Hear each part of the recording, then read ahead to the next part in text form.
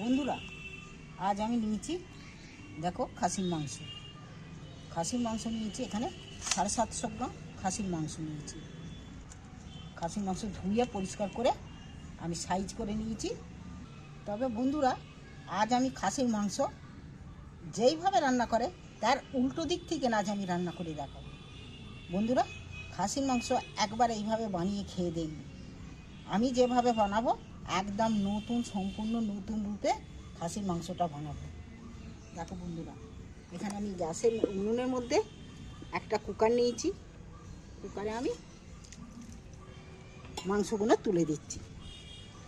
সর্বপ্রথম মাংসগুলো তুলে দিচ্ছি কুকারে। মাংসগুলো কুকারে তুলে দিল। এখানে মাংসতে আমি জল ঢেলে দিচ্ছি।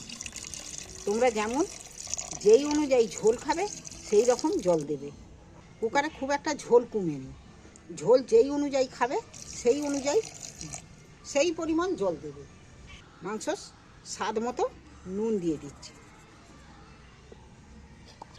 1 চামচ লঙ্কার গুঁড়োও দিয়ে দিচ্ছি। তোমরা ঝাল কিন্তু যেই পরিমাণ খাবে সেই অনুযায়ী ঝাল দেবে, লঙ্কাটা দেবে।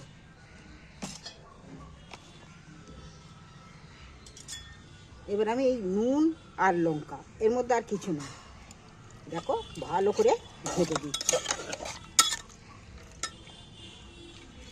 নুন আর লঙ্কা দিয়েছি, তার সাথে একটা জয়িত্রী ফুল, 2টো ডালচিনির টুকরো, 2টো লবঙ্গ, 4টে এলাচ। এইগুলো যখন কুকারে মাংসের সাথে সেদ্ধ হবে না, এই দারুণ একটা ফ্লেভার বেরোবে। এইবার আমি কুকারটা এঁটে দিচ্ছি। 3টে সিটি দিয়ে নেবো। এইবার উনুনটা জ্বেলে দিই। কুকারে 3টে সিটি পড়ে গেছে। সিটিটা ঠান্ডা হতে হতে উনুনে কড়া বসিয়ে দিয়েছি, আলুগুলো ভেজে নেব। এবার আমি কড়ায় তেল দিয়ে দিচ্ছি। এখানে আমি আলু, বড় বড় সাইজের আলু কেটে ধুয়ে রেখেছি। সেই ধোয়া আলুগুলো কেটে ধুয়ে রাখা আলুগুলো তুলে দিচ্ছি তেলের মধ্যে। আলুগুলোর মধ্যে সামান্য একটু নুন দিয়ে দিচ্ছি, একটু হলদিও দিয়ে দিচ্ছি। তাহলে আলুগুলো কালারও ভালো হবে, আর নুন দিয়ে দিয়েছি, খেতেও খুব ভালো হবে। এবার আমি আলুগুলোকে একটু তেলের মধ্যে নেড়ে চেড়ে ভেজে নেবো ভালো করে।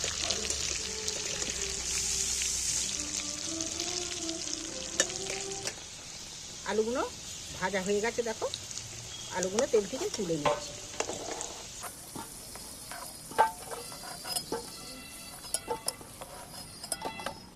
এবার আমি ওই তেলের মধ্যেই একটা তেজপাতাকে 2 টুকরো করে দিয়েছি। এখানে লবঙ্গ, এলাচ, দালচিনি সব 2টো 4টে করে দেওয়া আছে। তেলের মধ্যে দিয়ে দিন। গোটা জিরে, গোটা জিরে দিয়ে দিন। এবার দেখো এগুলো ভাজা হয়ে গেছে। এইবার কুচনো পেঁয়াজগুলো আমি তুলে দিচ্ছি।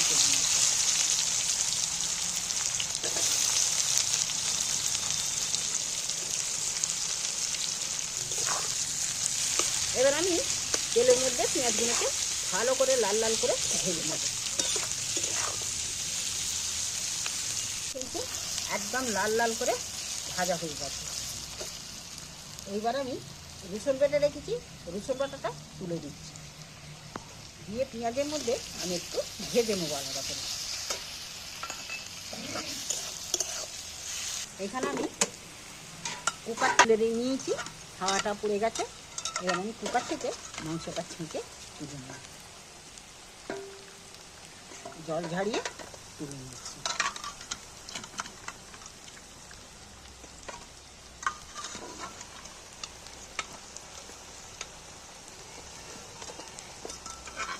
তো মাংসটা জল ঝাড়িয়ে তুলে নিচ্ছি। এই জলটাও কাজে লাগবে, জলটা কিন্তু নষ্ট হবে না। দেখো পেঁয়াজগুলো লাল লাল করে ভাজা হয়ে গেছে, রসুনটা ভাজা হয়ে গেছে। এবার আমি ছোট ছোট করে টমেটো কাটাগুলো পেঁয়াজের মধ্যে তুলে দিচ্ছি। ভাজা পেঁয়াজের মধ্যে ছোট ছোট করে টমেটো কাটাগুলো পেঁয়াজের মধ্যে তুলে দিয়ে নাড়াচাড়া করে নিচ্ছি। নাড়াচাড়া করে একটু ভাজা ভাজা করে নেব, যাতে না কাঁচা গন্ধটা থাকে। টমেটোগুলো ভেজে নিচ্ছি তেলের মধ্যে না করে। এইবার দেখো মাংসগুলো তুলে দিচ্ছি। দেখো একবারে আমি পেঁয়াজ রসুন মাংস সব একসাথে নাকা চাকা করে এইবার আমি ভালো করে কষিয়ে নেব।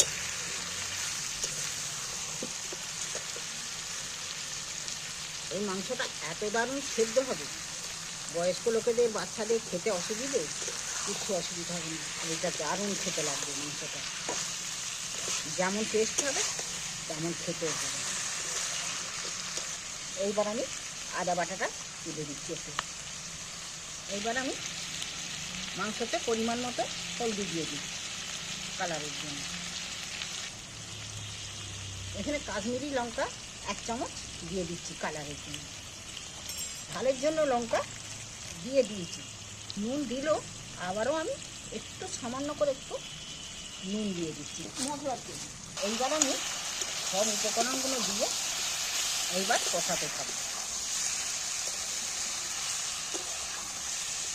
দেখো একে ভালো করে কষিয়ে নিলে মাংসতে তো মাংসর ভেতরে নুন ঝাল কিন্তু ঢুকে রয়েছে। এইবার কষলে এইবার সব মাংসর পেস্ট আলু পেঁয়াজের পেস্ট মাংসতে, এই যে পেঁয়াজটারও দেখো টমেটোমো আর কেউ নেই, টমেটোমো গলে গেছে এর মধ্যে। এবার গ্রেভিটা হতে থাকবে, এ থেকে তার জল টল বেরোবে নেই। তবে এইখানে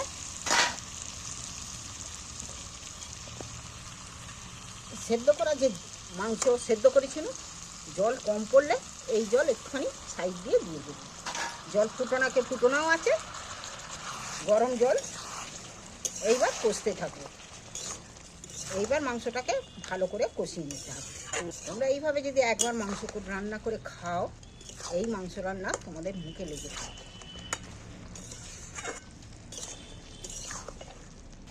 তোমরা চ্যানেলে নতুন হয়ে থাকলে চ্যানেলটা আমার সাবস্ক্রাইবার করে দিও, আর নিত্য নতুন কিন্তু রান্না দেখতে পাবে।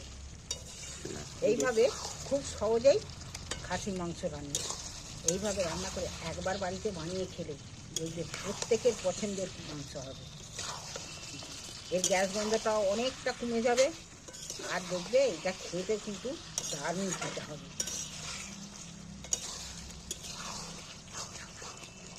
দেখো মাংসটা কষাতে একদম গ্রেভিগুলো পেঁয়াজ টমেটো খুঁজলো আর তখন পুরো একদম গলে গেছে। এইবার ভেজে রাখা আলুগুলো তুলে দিচ্ছি। আলুগুলো যাতে এতে মাংসের সাথে ভালো করে সেদ্ধ হয়ে যায়। এখানে আমি 100 গ্রাম টক দই নিয়েছি। টক দইটাকে একটু ফাটিয়ে নেব, দইটা দিয়ে দিচ্ছি। দইটা মাংসের সাথে মিশিয়ে নেব। দই যে কোনো রেসিপিতে দিলে দইটাকে একটু ফাটিয়ে নিতে হয়, তা নাহলে ডেলা ডেলা হয়ে থাকে। এতে দেখো দইটা দিয়েছি, কই ডালা আছে কি? ডালা নেই। তাহলে মাংস কষানো আমার সম্পূর্ণ রেডি। এবার জল যে দেবো, মাংস যেখানে সেদ্ধ করতে বসেছিল সেই মাংস সেদ্ধ জলটা সম্পূর্ণ এতে দিয়ে দিচ্ছি।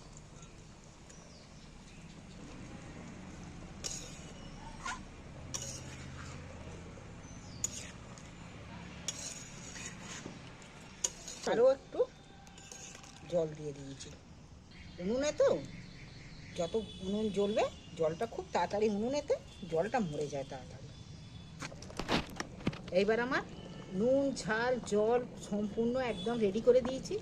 এইবার লাস্ট ফিনিশিং একটু গরম মশলার গুঁড়ো দিয়ে দিচ্ছি, তাহলে মাংসর ফ্লেভারটা সম্পূর্ণ আলাদা হয়ে যাবে। একটু নেড়ে দিই।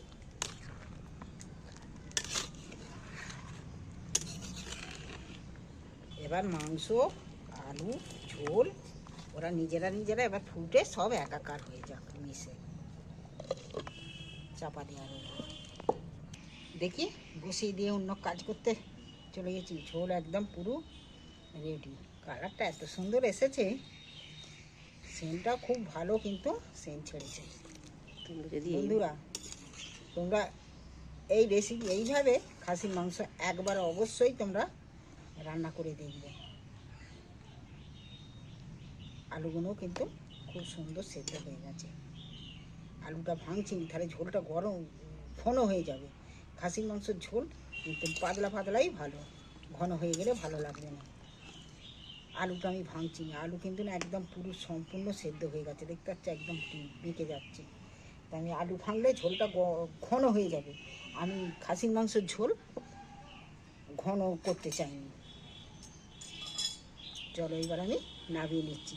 বন্ধুরা তোমাদের যদি এই খাসির মাংসর পাতলা ঝোল তোমাদের পছন্দ হয়ে থাকলে তাহলে চ্যানেলটা অবশ্যই সাবস্ক্রাইবার করে দিও, কমেন্ট করে জানিও কেমন হয়েছে। বন্ধুরা এবার আমি নামিয়ে নিচ্ছি।